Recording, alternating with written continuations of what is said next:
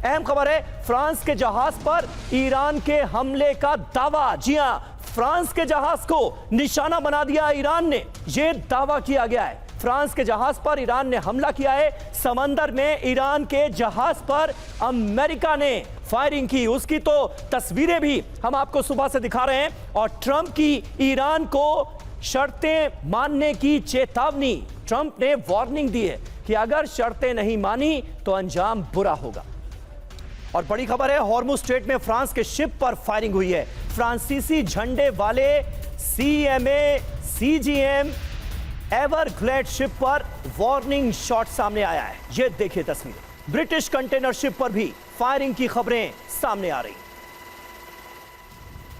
International maritime organisation यानी IMO के जरिए ये AP की रिपोर्ट सामने आई है, जिसमें यह बताया गया है कि फ्रांस के जहाज पर फायरिंग की गई है ईरान की तरफ से हॉर्मुज स्ट्रेट। और हॉर्मुज स्ट्रेट में हालात बेहद गंभीर नजर आ रहे हैं। फारस की खाड़ी में भी हालात बिगड़ गए। हॉर्मुज में किसी भी वक्त जंग का खतरा है। हॉर्मुज को लेकर ब्रिटिश सेना ने भी ये चेतावनी दी है। तो देखिए, फारस की खाड़ी में भी हालात बिगड़ते नजर आ रहे हैं। हॉर्मुज स्ट्रेट में भी जंग के आसार हैं। United kingdom maritime trade operation centre ने कहा है कि खतरा सबसे ऊंचे स्तर पर पहुंच गया है। और यूरोपीय शिप पर हमला हुआ है। हॉर्मुज में फ्रांस और ब्रिटेन के शिप पर वार्निंग शॉट मारे गए। फ्रांसीसी झंडे वाले एवरग्लेड शिप पर फायरिंग की गई। ओमान की खाड़ी में फ्रांसीसी शिप पर फायरिंग की खबर सामने आ रही है। ट्रंप ने दावा किया है कि ब्रिटिश मालवाहक जहाज पर भी हमला किया गया। IMO के मुताबिक जहाजों पर फायरिंग की 24 से ज्यादा घटनाएं सामने आई हैं, यानी तनाव इस पूरे रीजन में लगातार बढ़ता जा रहा है। वहीं सीज फायर खत्म होने से पहले चरम पर पहुंच गया है तनाव। ईरान के कार्गो शिप पर अमेरिका ने फायरिंग कर दी है। ओमान सागर में ईरानी जहाज टुस्का पर फायरिंग हुई। नाकेबंदी तोड़ने पर USS स्प्रूएंस से कई राउंड फायरिंग की गई है। US सेंट्रल कमांड ने बाकायदा इसका वीडियो भी जारी किया है और ट्रंप ने इस ऑपरेशन को सफल ऑपरेशन बताया है।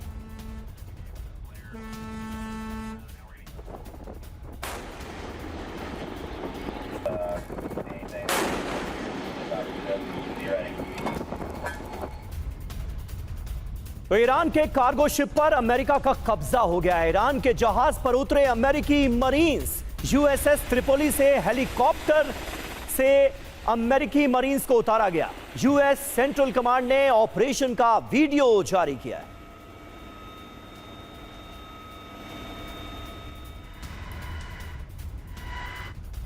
तो देखिए, ये अपने आप में बड़ा डेवलपमेंट है। ईरान के शिप पर न सिर्फ हमला हुआ बल्कि अमेरिका का कब्जा हो गया है इस जहाज पर। हॉर्मुज में जंग भड़कती नजर आ रही है। ओमान सागर में कार्गो शिप पर अमेरिका ने फायरिंग की। नाकेबंदी तोड़ने पर USS स्प्रूएंस से कई राउंड फायरिंग की गई, कई राउंड फायरिंग। ईरान के टुस्का शिप पर हेलीकॉप्टर से उतरी अमेरिकन फोर्स। अमेरिकी मरीन्स के कब्जे में ईरान का यह कार्गो शिप है।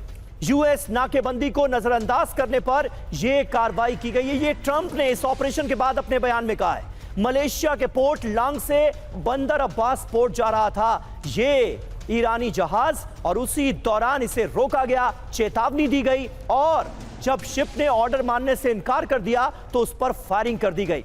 मेजर जनरल के सिन्हा हमारे साथ मौजूद हैं। सिन्हा साहब, लेकिन यह पूरा इंसिडेंट उस वक्त हुआ है जब दूसरे दौर की वार्ता की तमाम कोशिशें चल रही हैं। क्या कोई है जो वार्ता को डिरेल करना चाहता है? कोई है जो इस सीज फायर को कंटिन्यू नहीं होने देना चाहता, जंग दोबारा चाहता है और उसकी चल भी रही, ये माना जाए?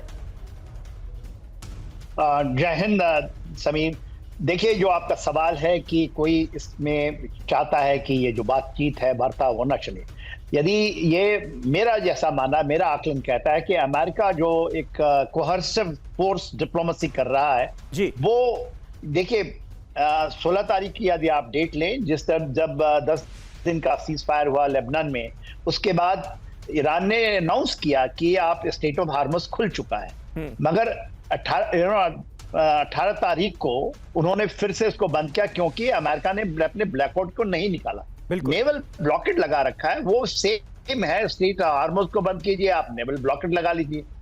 तो ये कोई, और ये कोहर्सिव है, ये चाहते हैं कि कहीं देखें, अभी आसिम मुनीर ने बातचीत की है और वो कहते हैं कि हम सोच विचार करें। अमेरिका को हटाना ही पड़ेगा और देखिएगा ये हटाएगा, क्योंकि उसके पास कोई ऑप्शन ही बचा नहीं है। स्ट्रेटेजिक डिफीट है, अपना फेस सेविंग करना चाहता है और इस तरह से चाहता है कि ज्यादा से ज्यादा उसे ईरान को दिखाए कि वो टोटल डिफीटेड है, क्योंकि वो कह रहे हैं कि डिफीट हो चुके हैं, हमने इनको हरा दिया।